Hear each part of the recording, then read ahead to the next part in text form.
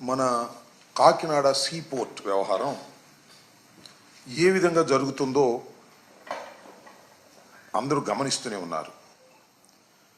చంద్రబాబు నాయుడు గారు అధికారంలోకి రావడం కోసం అనేకమైనటువంటి వాగ్దానాలు సాధ్యాసాధ్యాలను చూడకుండా ఏ విధంగా అయినా సరే జగన్మోహన్ రెడ్డి గారిని ఓడించి అధికారంలోకి రావాలనేటువంటి ఏకైక దృక్పథంతో సాధ్యాసాధ్యాలను కోశాగారం యొక్క దాని కెపాసిటీని చూసుకోకుండా విచ్చలవిడిగా వాగ్దానాలు ఇచ్చారు. ఆ వాగ్దానాల్లో ఏ ఒక్క వాగ్దానాన్ని నెరవేర్చక ప్రజల్ని మభ్యపెడుతూ ఉంటే ప్రజల్లో తీవ్రమైనటువంటి వ్యతిరేకత వస్తున్న సందర్భాన్ని పురస్కరించుకొని రకరకాల డైవర్షన్స్ చంద్రబాబు నాయుడు గారు ఆయన కూటమి ప్రభుత్వం చేస్తున్నది. మొన్నటిదాకా తిరుపతి లడ్డు గురించి చాలా పెద్ద కథనే నడిపారు. ఏమీ లేకపోయినా దాన్ని చాలా పెద్ద జాతీయ స్థాయిలో జగన్మోహన్ రెడ్డి గారు ఏదో కల్తీ నెయ్యితో లడ్డూ తయారు చేశారనేటువంటి ఒక విష ప్రచారాన్ని చేశారు. ప్రజలు ఎవరు నమ్మలేదు.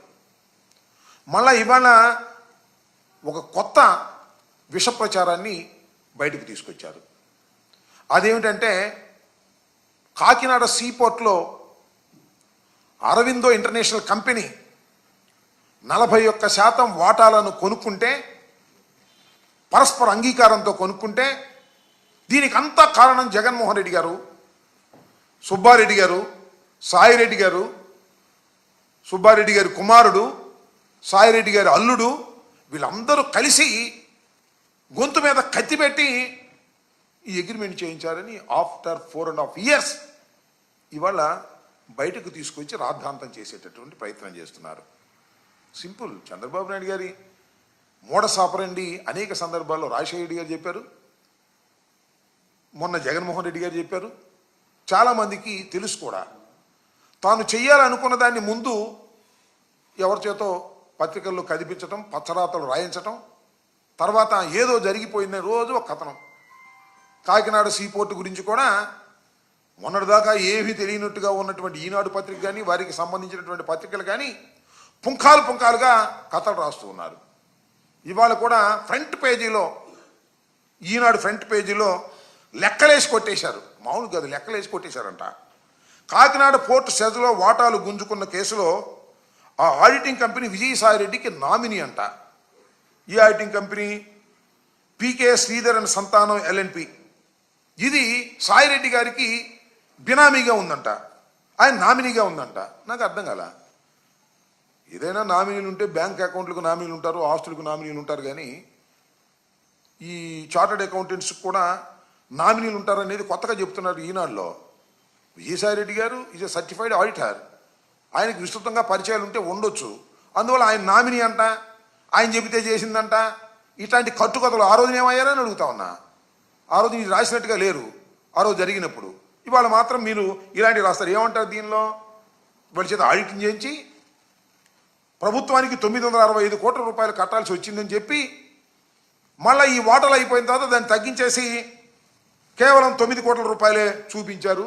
ఇదంతా కూడా పెద్ద నాటకం అని ఒక కథ అల్లేటటువంటి ప్రయత్నం చేస్తున్నారు. నేను మనవి చేస్తున్నా, ఇవాళ ఏ కంపెనీ అయినా, అది ప్రభుత్వ సంస్థ అయినా మరొకటైనా, ఆడిటింగ్ ప్రతి సంవత్సరం జరుగుతూ ఉంటుంది. అలాగే సీపోర్టు సంబంధించి కాకినాడ సీపోర్టు కూడా ప్రతి సంవత్సరం లాగానే ఆ సంవత్సరం జరిగి ఉండొచ్చు. జరిగితే ఇదిగో ఇవి ఉన్నాయని చెప్పేసి వాళ్ళు బయట పెట్టచ్చు. ఆ బయట పెట్టిన తర్వాత ఎక్స్ప్లెనేషన్ అడుగుతారు. ఎక్స్ప్లెనేషన్లో సాటిస్ఫై అయిన తర్వాత కొన్ని తొలగిస్తారు. ఇన్కమ్ ట్యాక్స్ వాళ్ళు మాకు నోటీస్ ఇస్తారు అనుకోండి, కాసేపు మీరు 50 లక్షలు కట్టాలని. ఎందుకు కట్టాలండి అని మన ఆడిటరు ఇదిగో దీనికింత అని వివరణ ఇచ్చిన తర్వాత 50 లక్షలు కాదులండి, 3 లక్షలు 4 లక్షలు అయింది, 10 లక్షలు అయింది, కట్టండి అంటారు. ఇది సర్వసాధారణంగా జరుగుతున్నటువంటి అంశం.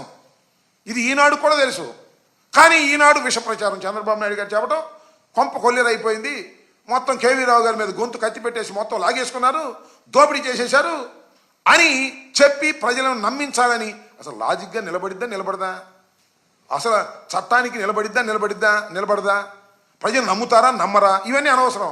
రాసేద్దాం, నమ్మేవాళ్ళు నమ్ముతారు, నమ్మనోళ్ళు నమ్మరు అనేటువంటి ఒక పద్ధతుల్లో ఈనాడు పత్రిక చేస్తున్నటువంటి వ్యవహారం. చాలా సందర్భాలు తెలుగుదేశం వాళ్ళు అంటారు, సాక్షి పత్రికలు ఏమైనా రాస్తే సాక్షి అవినీతి పత్రిక, అవినీతి డబ్బుతో పెట్టారు, జగన్మోహన్ రెడ్డి గారు ఏం చెప్తే అది రాస్తుంది అని. ఇవాళ మీదేం పత్రిక అంటున్నా, ఈనాడు. ఈనాడులో పత్రికలో రాస్తున్నటువంటి రాతల గురించి కాదు, అసలు ఈనాడు పుట్టకేంటని అడుగుతా ఉన్నా. ఈనాడు అనేదే మోసపూరితమైన పత్రికగా పుట్టింది. ఇవాళ నేను మనవి చేస్తున్నా, ఇవాళ రామోజీ ఫిలిం సిటీలో కానీ, లేదా చిట్ ఫండ్స్ కానీ, మార్గదర్శి చిట్ ఫండ్స్ కానీ, మార్గదర్శి ఫైనాన్షర్స్, ఇవాళ నేను మనవి చేస్తున్నా, ఇవాళ హైదరాబాద్ హైకోర్టులో మార్గదర్శి ఫైనాన్స్ కథ నడుస్తూ ఉంది. రామోజీరావు గారు చట్ట విరుద్ధంగా డిపాజిట్లు సేకరించాడు అనేది చాలా స్పష్టంగా ఇవాళ ఆర్గ్యుమెంట్ జరుగుతూ ఉన్నాయి. ఉండవల్లి అరుణ్ కుమార్ గారు వేసిన పిటిషన్లో. అంత అవినీతి పత్రిక మీది. ఈ పత్రిక చంద్రబాబు నాయుడు గారు కాపాడుతున్నటువంటి పత్రిక ఇది. చంద్రబాబు నాయుడు గారి కోసం కథలు రాసే పత్రిక ఇది. అలాంటి పత్రిక మీద, పత్రికలో ఇవాళ పుంఖాలుగా సాయిరెడ్డి గారి మీద, వాళ్ళ మీద, వీళ్ళ మీద పరస్పర అంగీకారంతో 41.12% తీసుకుని మార్పు చేసుకుని ఆర్ఓసి దగ్గర, వీటన్నిటి దగ్గర కూడా మార్పు చేసుకుని ఓ చట్టబద్ధత పొందినటువంటి దాన్ని ఇవాళ అధికారంలోకి రాగానే ఆ కేవీలోని బొట్టు రావడం, అబ్బాయి నువ్వు కంప్లైంట్ ఇవ్వడం, నీకు ఏం కావాలో చేసి పెడతామని చెప్పడం, లేదా బెదిరించడం, లేదా బుట్టలో వేసుకోవటం. అదేమంటే మావాడు కాబట్టి వేసుకోవడం, ఆయన మీద కంప్లైంట్ ఇవ్వడం, రిజిస్టర్ చేయటం, లుకౌట్ నోటీస్ ఇవ్వడం, వీలైతే అన్నలు లోపల చేస్తామని బెదిరించడం. This is the black mailing politics Chandrababu Naidu garu ఆడుతున్నారు. దాహం తీరలా ఆయనకి. ఇన్ని కోట్లు సంపాదించినా, ఇన్ని ఆస్తులు సంపాదించినా దాహం తీరలా.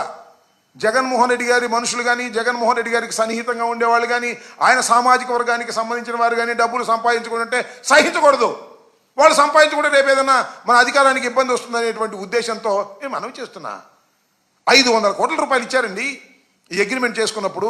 41.12కి 500 కోట్లు, 949 కోట్ల రూపాయలు ఇచ్చి ఊరిని అబ్బాపురిగా చేసుకోలేదే, అన్నీ అయిపోయినాయే. ఆ తర్వాత మళ్ళీ వాళ్ళ మేము అధికారంలోకి వచ్చాం కాబట్టి ఈ కేసులు తోడదాం, ఈ ప్రాపర్టీస్ డిస్ప్యూట్స్ తేల్దాం, ఇబ్బంది పెడదాం, వీలుంటే నొక్కేద్దాం. నొక్కటం మీ వల్ల కాదని కూడా ఈ సందర్భంగా నేను మనవి చేస్తున్నా.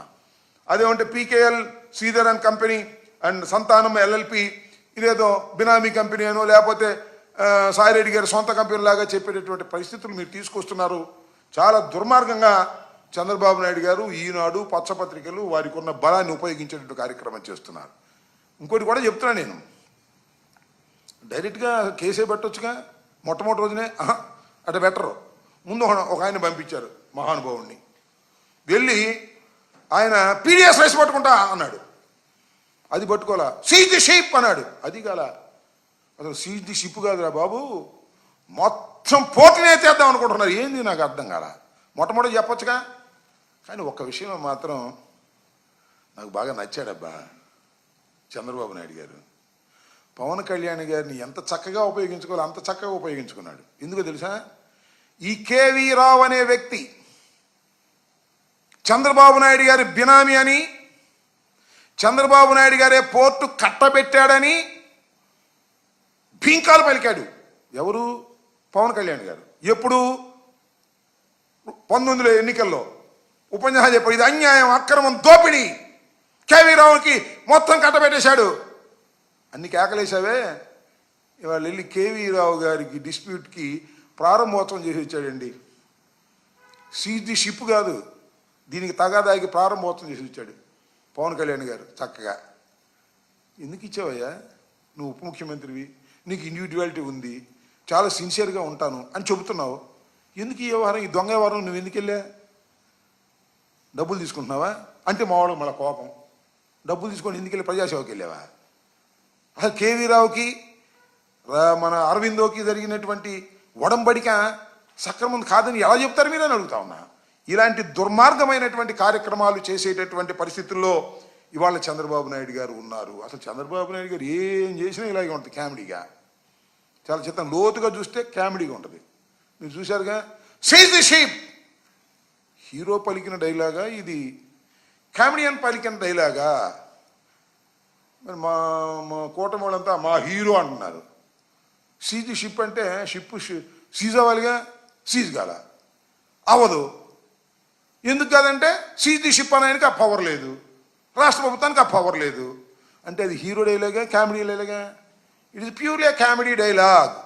కాబట్టి ఈ సందర్భంగా నేను చెప్పదలుచుకున్నది ఏమిటి అంటే, చంద్రబాబు నాయుడు గారు వ్యవస్థల్ని భ్రష్టు పట్టించి వ్యవస్థల్ని తనకు అనుకూలంగా వాడుకుని తన కుమారుడికి ఏదో కట్టబెట్టాలి, అధికారంతో పాటు వేలాది కోట్ల రూపాయలు కట్టబెట్టాలనేటువంటి దుర్బుద్ధితో ఇవాళ ఈ కార్యక్రమాన్ని చేస్తున్నారు.